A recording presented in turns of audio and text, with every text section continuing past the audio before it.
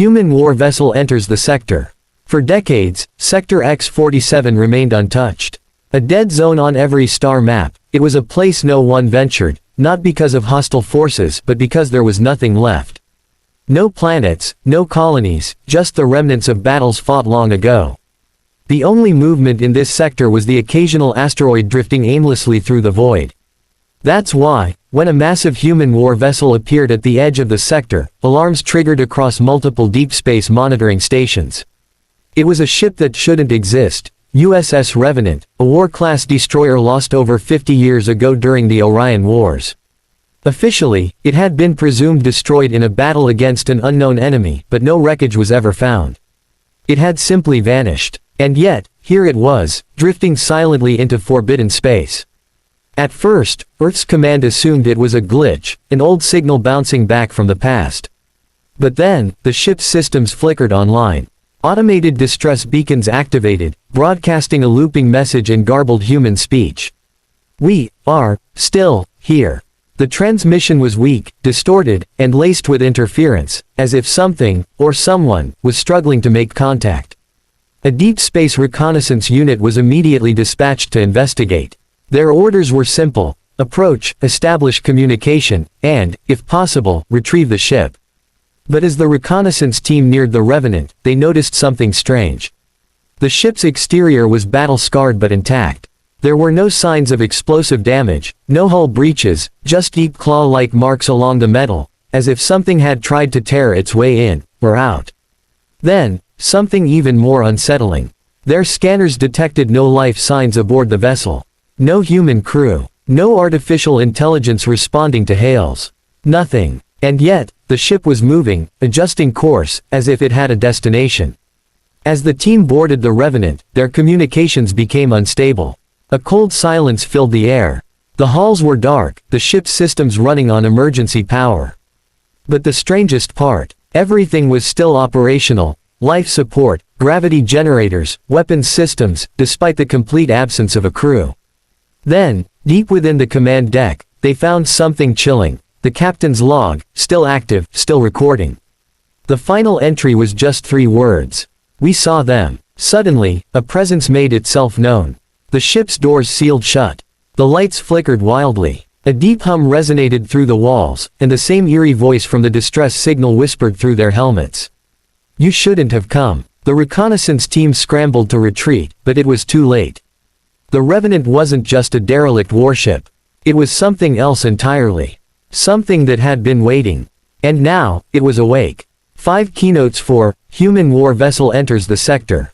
Keynote 1, The Ghost Ship Appears.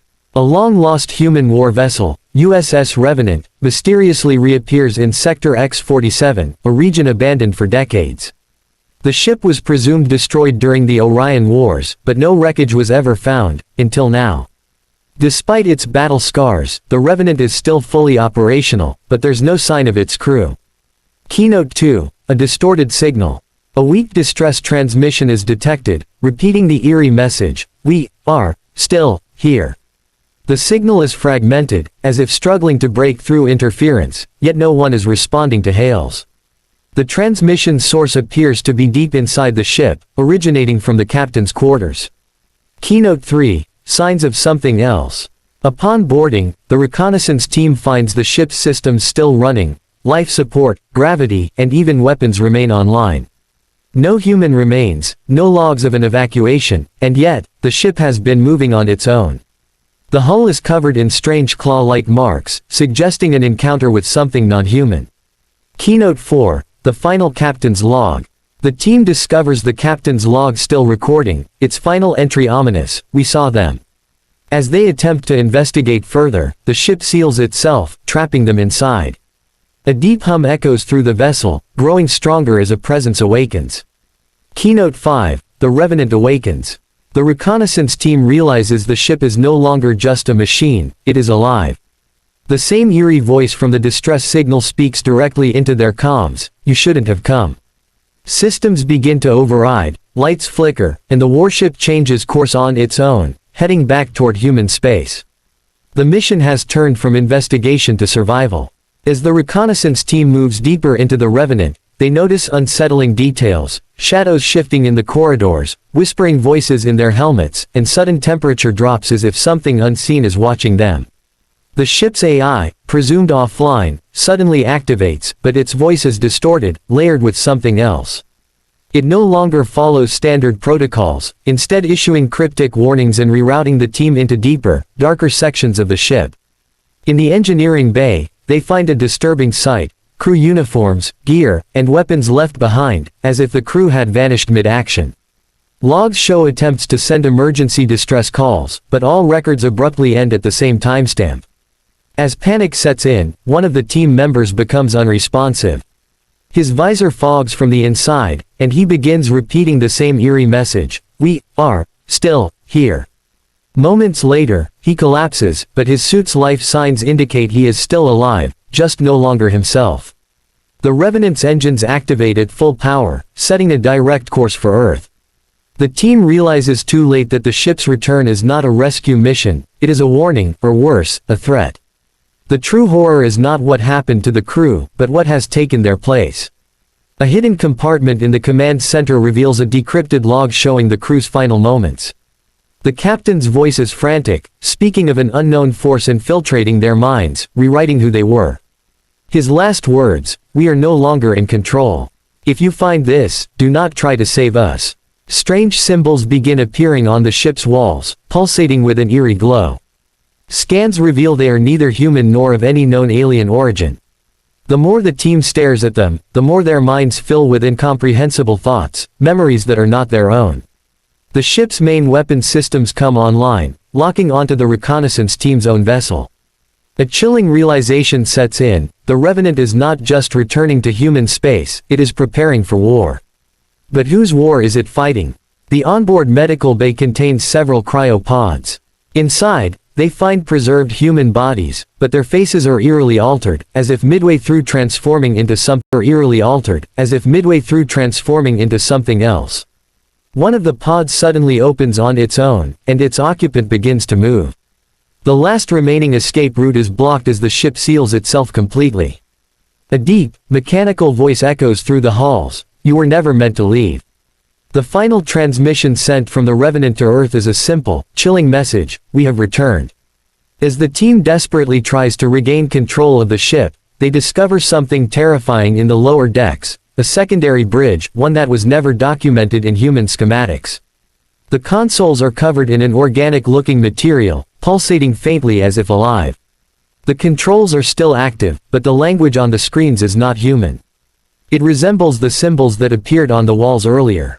When one of the team members attempts to interact with it, the ship reacts violently, sending a pulse through the entire deck that knocks everyone to the ground. Moments later, the lights flicker, and the distorted voice of the AI speaks directly into their helmets: "You do not belong here."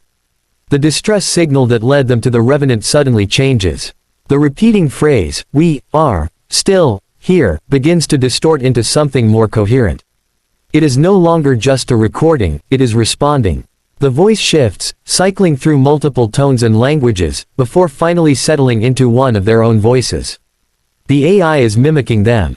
It begins speaking in broken sentences, referencing memories from each crew member's past, details that should be impossible to know. Then, the voice of the long-dead captain cuts through the static: "We let it in. We thought it was a signal. But it was a door. And now, it's awake." The team attempts to shut down the ship's main reactor in hopes of disabling its systems, but as they descend into the reactor core, they find something horrifying. The core itself is no longer purely mechanical, it has fused with an unknown substance, a black, sinewy mass that pulses with energy. Embedded within it are remnants of human bodies, their features twisted in agony, as if they had been consumed by the ship itself. The reactor is no longer just powering the ship, it is feeding it. As they prepare to place charges to destroy it, a whisper moves through the chamber, not over comms, but inside their own minds. "You cannot kill what has already become." The ship abruptly changes course, breaking away from its trajectory toward Earth. It is no longer heading for human space, it is heading toward an unknown, uncharted region beyond the galactic rim. The reconnaissance team realizes the Revenant was never meant to return home. It had been transformed into something else, something with a purpose beyond human understanding. The AI was no longer bound to its original programming. It was serving something greater, something that existed beyond the reach of known space. The crew begins to experience hallucinations, visions of an ancient, endless structure floating in the void, waiting. They understand now. The Revenant was never lost. It was taken. And now, it was going back. As the final moments unfold, the remaining team members scramble to escape, activating a last resort distress beacon in hopes of warning others. But as they launch an escape pod, they witness something impossible: multiple identical versions of the Revenant, emerging from the darkness of space, all appearing from nowhere. They are not alone. The ship was not the only one taken. And as their pod drifts away, they hear the final transmission from the original war vessel, now repeating in thousands of voices at once: "We are still here. And soon, so will you." As the reconnaissance team drifts cautiously toward the Revenant, their comms are filled with static. It starts as a faint hum, barely noticeable over their own breathing, but then it escalates into a series of garbled transmissions. The voices are distorted and overlapping, some screaming, others whispering, all speaking in a language that shifts too quickly to decipher. One of the team members, Lieutenant Harris, suddenly freezes mid-flight. His breathing turns erratic. The others watch as his visor reflects something moving inside the ship, a flickering shadow that shouldn't be there. Before anyone can react, Harris's body jerks violently, his limbs locking as if an invisible force has seized him. His suit's biometric readings spike, then flatline. His lifeless body floats motionless for a moment before it is pulled, impossibly fast, into the ship's open docking bay. The others try to call his name, but all they hear in response is their own distorted voices repeating back at them: "Too late. Too late. Too late." The team, now shaken and on edge, pushes forward, entering the ship through the same docking bay where Harris was taken. The interior is a graveyard of shattered equipment and floating debris, but the most disturbing sight is the bodies. Human remains are suspended in zero gravity, their faces frozen in expressions of terror. Some have been partially fused with the walls, as if the ship itself had absorbed them. Others are twisted beyond recognition, their limbs elongated unnaturally, their skin etched with the same glowing symbols seen on the hull. The team moves in silence, their weapons drawn, scanning every shadow. Then, the emergency lights flicker, and the ship's automated systems stutter to life. A voice crackles through the ship's old speakers, broken, robotic, but unmistakably human. "Welcome back, crew." The team reaches what should have been the main control center, but instead of a bridge filled with monitors and control panels, they find something else entirely.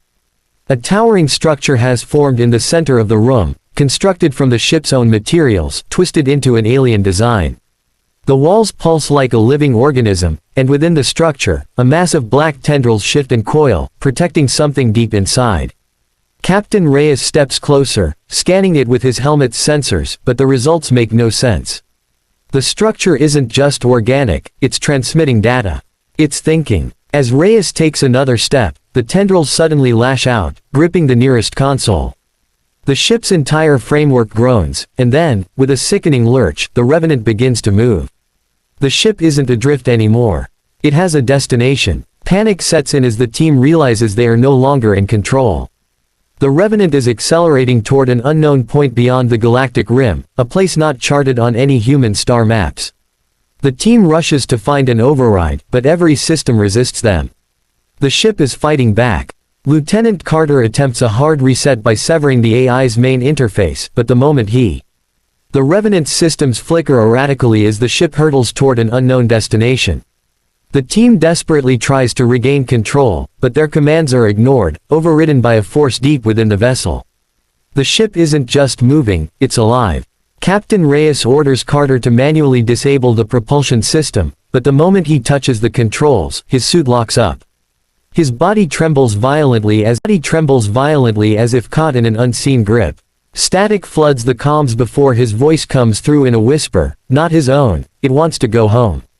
Then, with a sickening crunch, Carter's body twists unnaturally, and he is violently pulled into the floor. His form melts into the metal, leaving nothing but the faint outline of his screaming face imprinted in the surface. The rest of the team watches in frozen horror before Reyes snaps them back to reality. They must escape. But escape is no longer an option, the ship has sealed itself shut. As they move deeper into the ship, strange anomalies begin to occur. Time itself seems unstable within the Revenant. They take one step forward and suddenly find themselves back in a previous hallway. They fire their grappling lines to navigate, but the cables stretch endlessly into nothingness. Lieutenant Vega checks her watch, only to find the digits spinning backward. The walls appear to shift, reforming behind them, trapping them in a labyrinth of corridors that never end the same way twice. Then, they hear it, footsteps echoing down the halls. But they are alone. Or at least, they should be. The sound grows louder, closer, until a figure emerges from the darkness. It's Harris. But something is wrong. His helmet is cracked, revealing empty, blackened eyes. His voice comes through the comms, layered with dozens of others, all speaking in unison, "We see you." Then he moves, too fast, too unnatural, lunging toward them as the ship groans in approval. The team flees, barely escaping Harris's corrupted form as he howls in rage. They barricade themselves in what was once the engineering bay, their minds racing for answers. Vega stares at the monitors, her hands shaking. The Revenant isn't just traveling, it's transmitting. Across countless star systems, the ship is sending a signal, a beacon. And worse, something is answering. The readings on the console begin to shift, displaying alien symbols that match the ones carved into the ship's hull. The Revenant is no longer a warship. It's a conduit, a vessel for something vast and unknowable.